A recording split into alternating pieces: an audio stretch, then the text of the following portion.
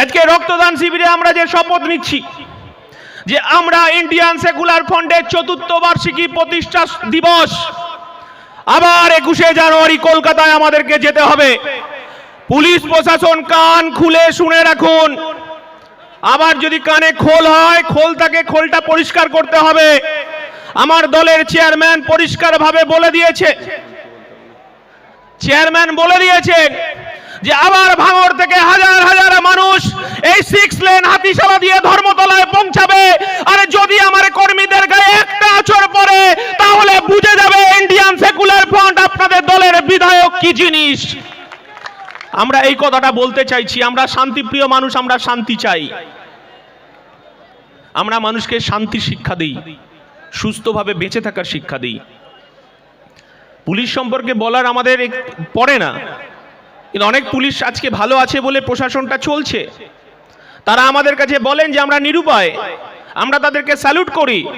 অনেক পুলিশ প্রশাসন আছেন তারা মেরুদণ্ড সোজা রেখে তারা সংবিধানের যে শপথ নিয়েছিলেন সেই শপথ নিয়ে কাজটা করছে। এটা আমাদের কাছে গর্বের বিষয়।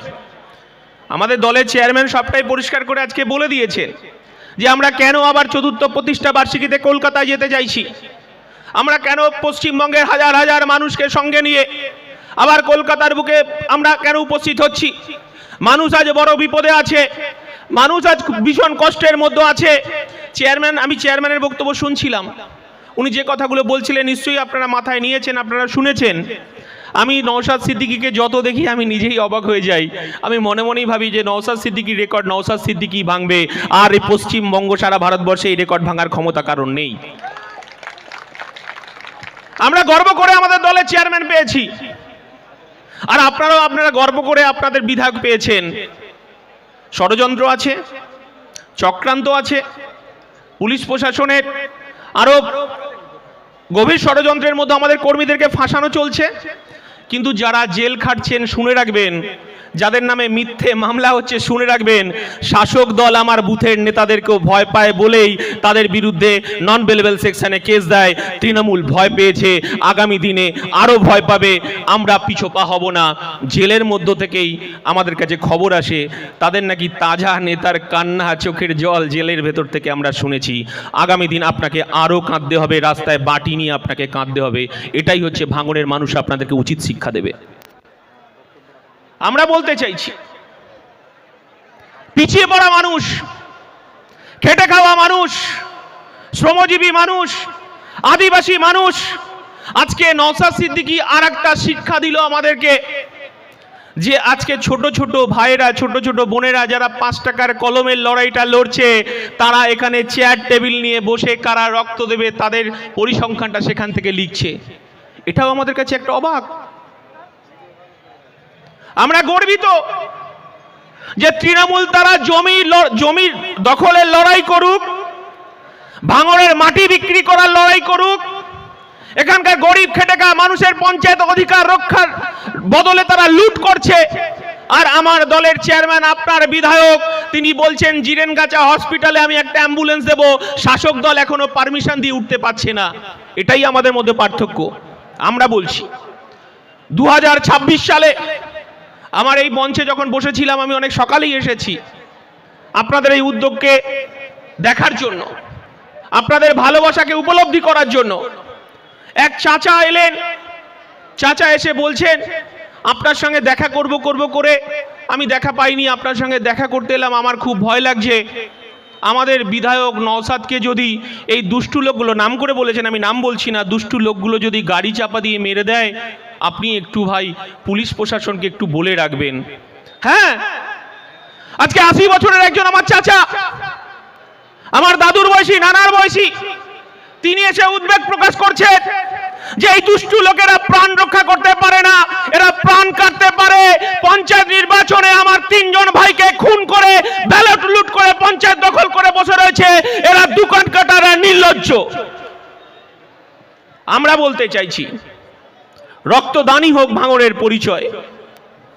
এই ক্যাপশনে সারা রাজ্যে আমরা ইন্ডিয়ান সেকুলার ফ্রন্ট যেখানে যেখানে আমরা আছি সেখানেই আমরা রক্তদানের মধ্য দিয়ে আমরা কাজ করে চলেছি। আমরা তিলোত্তমা, আপনাদের দলের চেয়ারম্যান আমাদের বিধায়ক বলেছেন আপনারাও জানেন, আপনারা রাত জেগেছেন তিলোত্তমার বিচারের জন্য। কি প্রহসন! আমার রাজ্যের মুখ্যমন্ত্রী, তিনি তো একজন মা, তিনি তো, তাকে দেখছি তিনি পুলিশ মন্ত্রী। কি গভীর ষড়যন্ত্র! আমাদেরকে বিচার তো দূরের কথা, তথ্য পর্যন্ত লোপাটের জন্য কত দূরে না, কত নিচে নামতে পারে একজন রাজ্যের মুখ্যমন্ত্রী আমরা দেখলাম, আমরা উপলব্ধি করলাম।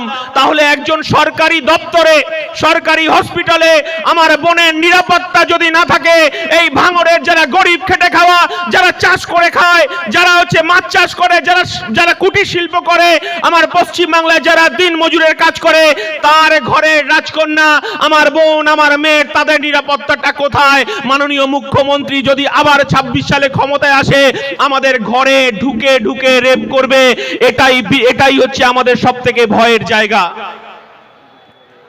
কারণ আসামিরা এই রাজ্যের হাত কাটা নুলো, কান কাটা ভুলো, তারা তাদের নিজের সরকার পেয়েছে।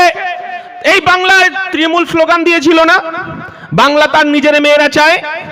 আমরা বলতে চাইছি, বাংলা এই দেশ, এই রাজ্যের মেয়েদের নিরাপত্তা চায়। ইন্ডিয়ান সেকুলার ফান্ড বলছে বাংলা নিজের মেয়েকে চায় না। আমরা বলতে চাইছি, অনুব্রত মণ্ডলকে দেখে শিক্ষা দিন, বাকিবুরকে দেখে শিক্ষা নিন, জ্যোতিপ্রিয় মল্লিককে দেখে শিক্ষা নিন। সব সেটিং সেটিং সেটিং। এর আগেও বলেছি, যাহাই বিজেপি তাহাই তৃণমূল, আর যাহাই তৃণমূল তাহাই বিজেপি। আমার দলের চেয়ারম্যান বলে দিয়েছে, এত বড় নির্লজ্জ ওয়াকফ সম্পত্তি নিয়ে, যখন ওয়াকফ বিল নিয়ে তার স্ট্যান্ডিং কমিটিতে আলোচনা হচ্ছে, আরে নির্লজ্জ মদখোর কল্যাণ ব্যানার্জি কাঁচের গ্লাস ভেঙে হাতে রক্ত ঝরিয়ে এই মুসলমান সম্প্রদায়ের মানুষের কাছে তাতা সাজতে চেয়েছিল। আর এই কল্যাণ বন্দ্যোপাধ্যায়, তিনি যোগী আদিত্যনাথকে ফুল দিচ্ছেন, দেখেছেন তো? এই রাজ্যের মুখ্যমন্ত্রী বিজেপির আসল দালাল, এবং সেই দালালি করতে চলেছেন। আমরা বলতে চাইছি, আমাদেরকে দাগিয়ে দেওয়ার চেষ্টা হচ্ছে।